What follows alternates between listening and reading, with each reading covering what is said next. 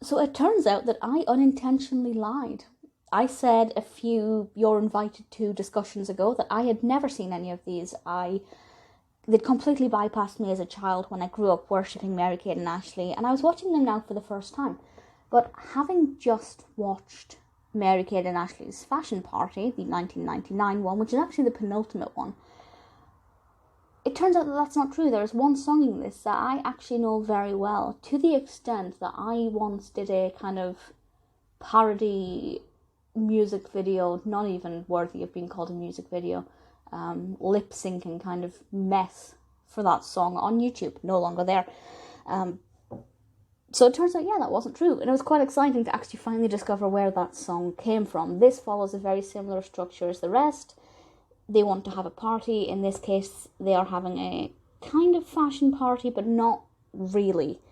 It starts off with them having, I guess, a small fashion party in their bedroom with their friends, because they are having a little fashion show in their bedroom with Jenna and Madison. And that's something I think pretty much every teenage girl can relate to. Certainly from that time, it was a very big thing to do, and I did it a lot. So I could definitely relate to that. And I have to say, the first thing with that opening song, which is called I'm Still Me, I love it. The message there is, you can dress up in fancy clothes and be famous on a magazine and be a world's top model, but inside you're still you, you're still who you are. And I love that message, and I loved the song. I really found it really addictive. I thought the vocals were a lot stronger than, say, previous songs. Maybe it's because they're older. I don't know if they had any voice coaching or if their voices have just matured a bit by this point.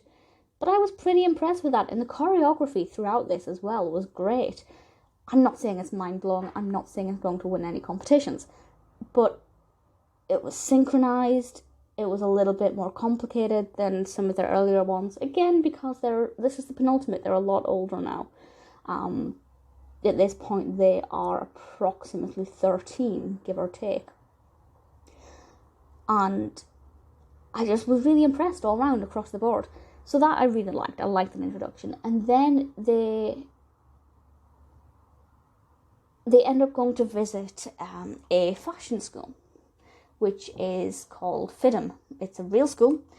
I'm sure some people are aware of this. It's the Fashion Institute of Design and Merchandising. Basically, it's a college or university for fashion design. And they go there with their friend's bigger sister, Kiera, and she shows them around the college and the campus and, gives them a flavour of what life is like as a fashion student.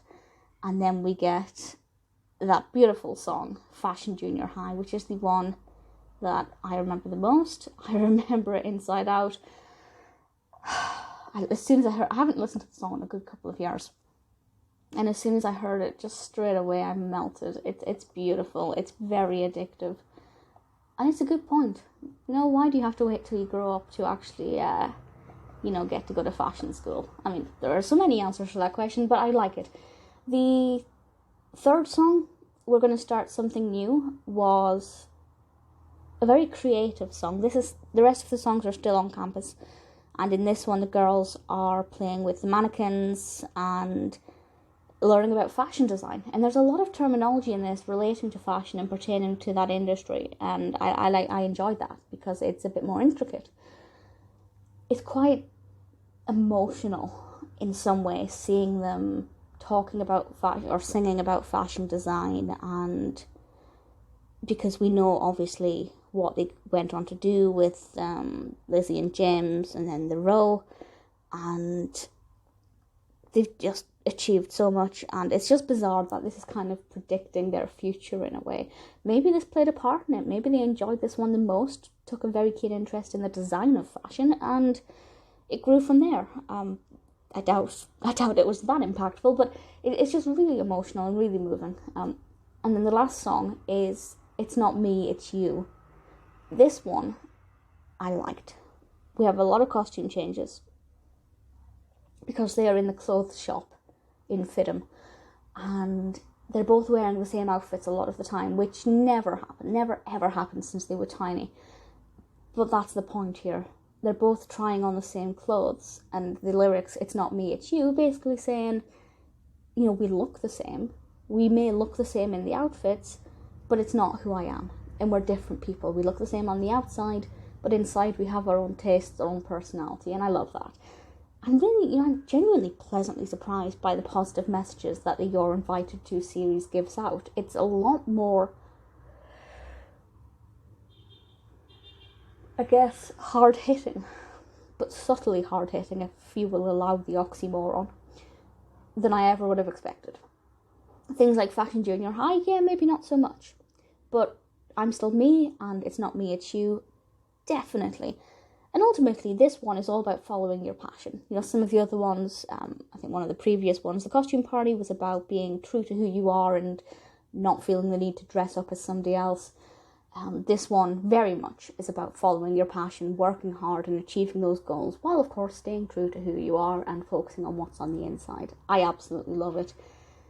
It will always hold a special place in my heart because of Fashion Junior High.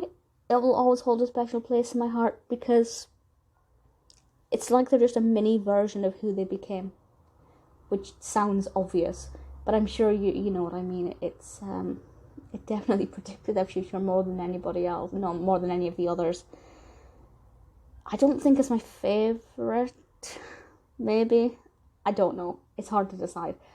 But Mary-Kate and Ashley's fashion party, although not technically a party, it's a lot of fun and I love it.